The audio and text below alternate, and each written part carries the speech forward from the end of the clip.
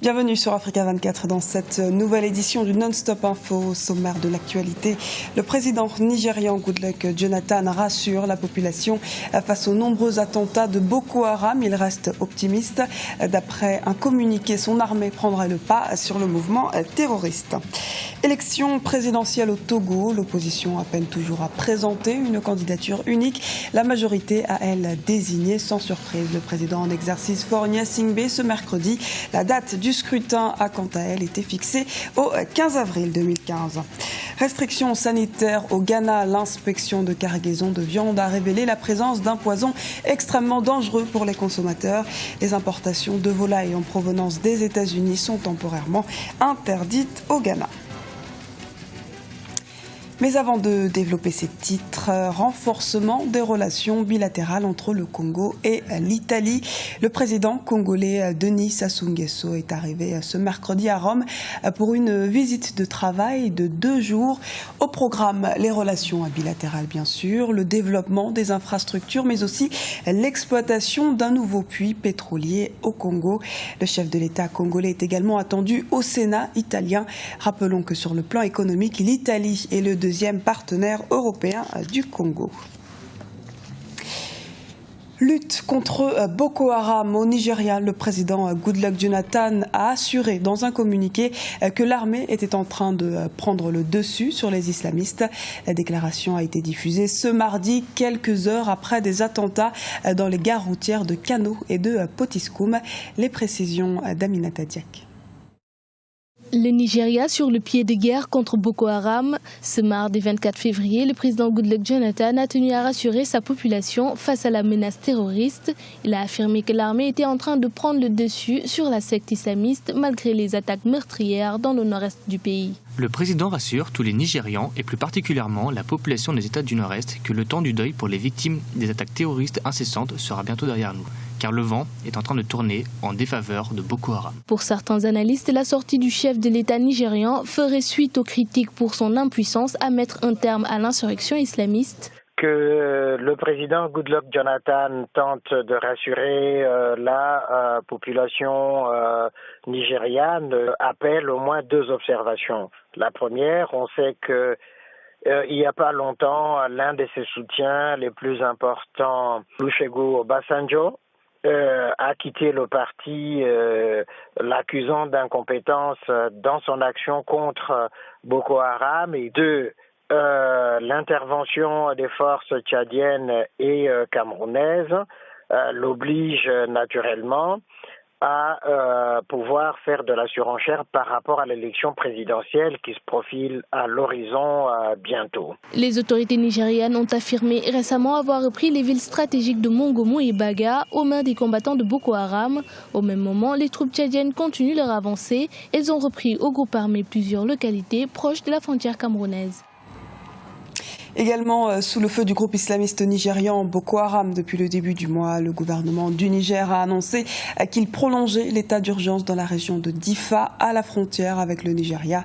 Niamey avait décrété à partir du 11 février et pour un délai de 15 jours l'état d'urgence dans cette région. La reconduction de cette mesure pour une durée non précisée doit être validée prochainement par l'Assemblée nationale nigérienne. Le président sénégalais Macky Sall était en Casamance dans le sud du pays durant une semaine. Plusieurs grandes villes de la région comme Sédhiou, Kolda, Ziguinchor ont été au programme pour rencontrer les populations certes, mais aussi pour poser les premiers jalons du plan Sénégal émergent. Une tournée économique, mais aussi pour mettre en œuvre le développement de la région. Les précisions d'Ibrahima Ndiaye. C'est une véritable opération de charme du chef de l'État sénégalais dans cette région du sud du Sénégal. La visite du président Macky Sall en Casamance s'achève ce mercredi. Une tournée axée sur l'économie pour désenclaver cette région en conflit depuis 32 ans. Une occasion pour les autorités sénégalaises d'annoncer plusieurs projets d'infrastructure dans la région, notamment la livraison de 2 nouveaux bateaux pour assurer la liaison entre la capitale sénégalaise Dakar et Ziguinchor, l'ouverture d'un hôpital, d'un pont, d'une centrale électrique. Il y a tellement eu d'inauguration que le Parti démocratique sénégalais, qui était l'ancien régime, Abdoulaye Wade, se sont rappelés au bon souvenir des Sénégalais en rappelant que Macky Sall est en train d'inaugurer des projets qu'eux-mêmes avaient mis sur pied. C'est le cas des 2 bateaux à Guinée-Diambon qui vont permettre de la liaison entre Ziguinchor et Dakar. Il y a eu durant cette visite-là la pose de la première pierre du pont de Farafenni qui va pouvoir permettre une meilleure circulation des biens des personnes entre le nord et le sud du Sénégal. Là, aujourd'hui, il y a un projet de 187 milliards, donc on annonce encore beaucoup d'argent pour désenclaver et équiper en infrastructures diverses. La Casamance a été déclarée zone prioritaire nationale d'intérêt touristique. Des lois instituant des exonérations de taxes en faveur des promoteurs de cette région devraient également être votées à l'Assemblée nationale. Il faut sauver le tourisme du Sénégal, il faut sauver le sud du Sénégal. Vous savez, avec cette guerre des indépendantistes, le tourisme qui est l'une des 2 principales sources de revenus de cette zone a totalement été détruite. Et d'autant plus que les régimes d'Abdoulaye Wade ne croyaient pas au tourisme, au potentiel de ce secteur d'activité. Aujourd'hui, Macky Sall veut relancer l'activité touristique, ça depuis très très longtemps, et il veut faire de la Casamance un des grands pôles de développement de cette activité. Le secteur du tourisme dans le sud est totalement sinistré. Donc, il a besoin, pas d'un coup de pouce, il a véritablement besoin d'un grand élan de la part de l'État. La construction d'un chemin de fer reliant Dakar à Ziguinchor au Sénégal d'un coût de 500 millions de dollars est également prévu.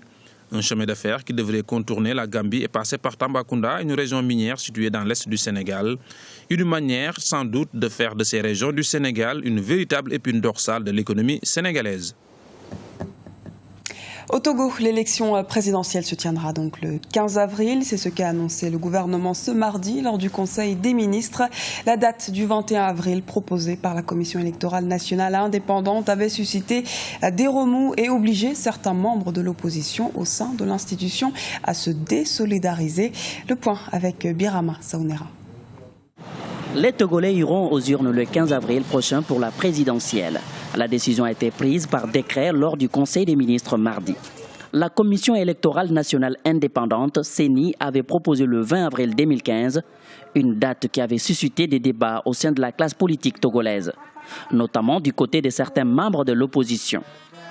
Pour des observateurs, ce décret du gouvernement répond aux critères du code électoral du pays. La décision du gouvernement s'inscrit dans la disposition du code électoral qui édicte que la CENI propose une date pour l'élection présidentielle et qu'in fine, c'est le Conseil des ministres qui décide de la date. En réalité, il n'y a pas de polémique à avoir sur la date qui vient d'être annoncée par le gouvernement. Cette date qui tient compte des différentes tâches que devait réaliser la CENI. Depuis plusieurs mois, le climat politique est resté tendu au Togo.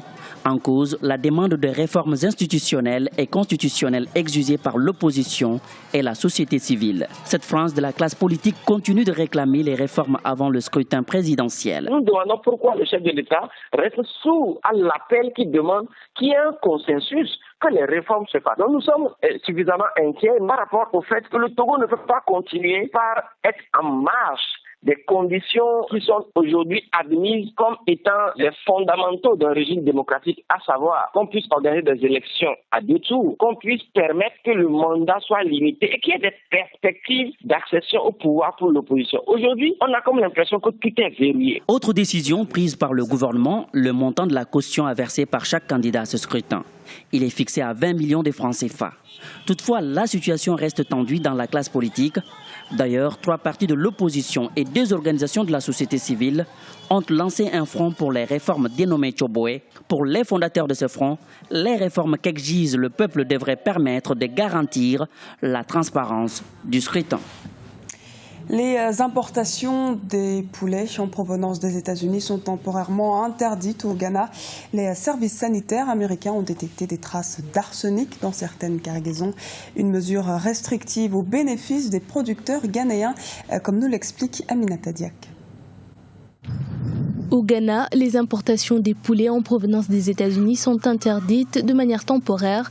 La décision a été prise par le ministre ghanéen de l'Agriculture après l'annonce par l'organisme américain chargé de la régulation et du contrôle alimentaire de cargaisons de poulets contenant des traces d'arsenic, un élément chimique extrêmement nocif pour l'organisme humain. Une situation qui relance les débats sur la question de la sécurité sanitaire des aliments importés en Afrique. Vous savez, les importations de denrées alimentaires dans les pays africains sont sujettes à beaucoup de cautions. dans la mesure où vous avez ce qu'on appelle la chaîne du froid. La rupture de la chaîne du froid va entraîner en sorte que quand les denrées alimentaires arrivent sur les marchés africains, ils sont déjà infectés de bactéries, tout simplement. Pourquoi? Parce que vous n'avez pas ce suivi frigorifique-là. Donc la décision du Ghana me semble une très bonne décision en termes sanitaires, en termes de santé publique, c'est une très très bonne décision, car le Ghana n'a pas pris cette décision-là de manière unilatérale. Il faut que les pays africains nous fassions attention à ça, parce qu'on sait généralement que les denrées alimentaires qui nous parviennent en Afrique sont les denrées alimentaires qui sont de très très basse gamme. Ça veut dire que la qualité n'y est pas. Pour les producteurs de volailles locaux, cette mesure constitue une aubaine, une occasion pour mieux se positionner sur le marché jusque-là détenu par les Américains. C'est une décision qui va favoriser l'élevage, à savoir les éleveurs locaux de poulets pourront prendre ces parts de marché-là qui, bien que ce ne soit une décision temporaire, qui ont été laissées vacantes par les importations américaines. Donc, essayons de favoriser notre agriculture interne qui donnera des emplois à la population rurale africaine par le biais de l'élevage et de l'agriculture surtout. Les autorités ghanéennes souhaiteraient également élargir l'interdiction aux produits fabriqués à base de poulet en provenance des États-Unis. Une décision qui rejoint le règlement adopté par le gouvernement contraignant les importateurs de poulet à s'approvisionner à 40% sur le marché local et qui permettrait la reprise du dynamisme du secteur avicole ghanéen. Ce journal a été réalisé par l'ensemble de la rédaction. Merci pour votre fidélité. Dans un instant, une nouvelle édition de l'actualité sur Africa 24.